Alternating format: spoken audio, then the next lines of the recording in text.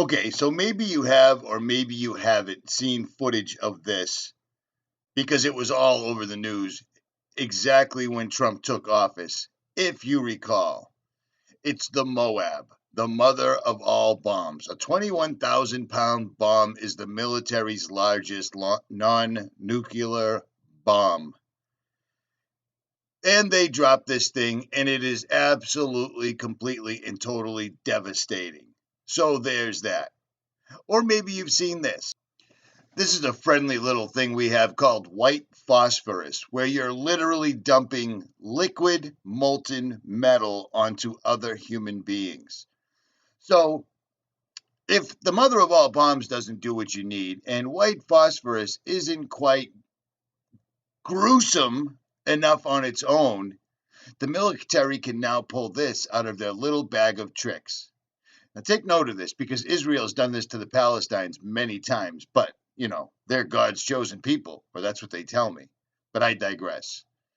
If the mother of all bombs, or dropping a nuke, or nailing these people with white phosphorus isn't quite enough, the military's gone into another bag of tricks. Now, bear in mind, the military has an awful lot of occult activity going on in it, gangs, so forth and so on. I mean, this guy, for instance, Michael Aquino. The guy he was a high-ranking United States military official. He wrote the Chapel's Handbook for the U.S. Army, and he is an out-in-the-open Satanist, always has been. He's been accused of child molestation, child sacrifice, rape, murder, and every other thing, and yet he's still good to go. So our military, and all militaries, if you want to do what they do, you need to go where they go, and this is where they go. Now, this may look hokey or creepy or staged or whatever, but this is the Thule Society. These people worked in conjunction with the Vril Society, which is why you got the swastika. And it's odd because after World War II, our military became incredibly, incredibly evil. And that's just all there is to it. And yes, I support our troops, but come on, guys, wake up, look around. You know what I'm saying? Every single solitary one of us swore an oath to protect.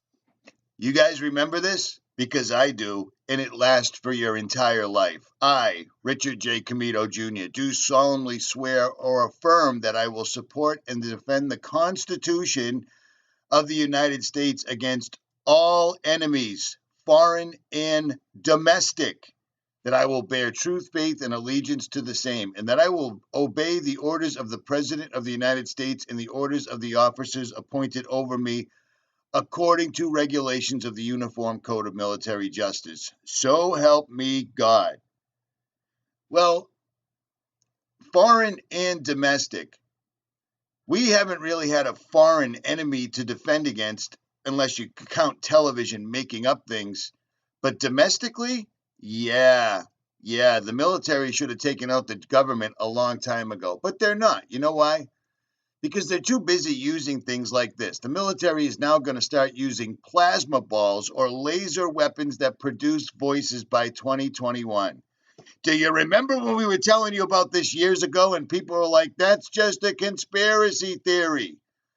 What in the world? This isn't military tactics. This isn't saving lives. This is the kind of technology that drives people totally, completely, and utterly insane. But that's just my opinion. What do I know? You know what I'm saying? It's bad enough that we dump liquid metal. It's bad enough that we drop mother of all bombs. It's bad enough that our military openly worships Satan in certain sects. And it's bad enough that any soldier that would have attempted to uphold his oath was purged away by President Obama. So there's that.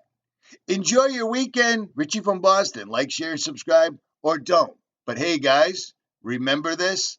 This transcends military, police. This transcends your service. If you swore this oath, like I did, my fathers, my grandfathers, so help me God. That's the final say right there. These people right here, domestic, yeah, we kind of missed that boat, it would appear. I'm out.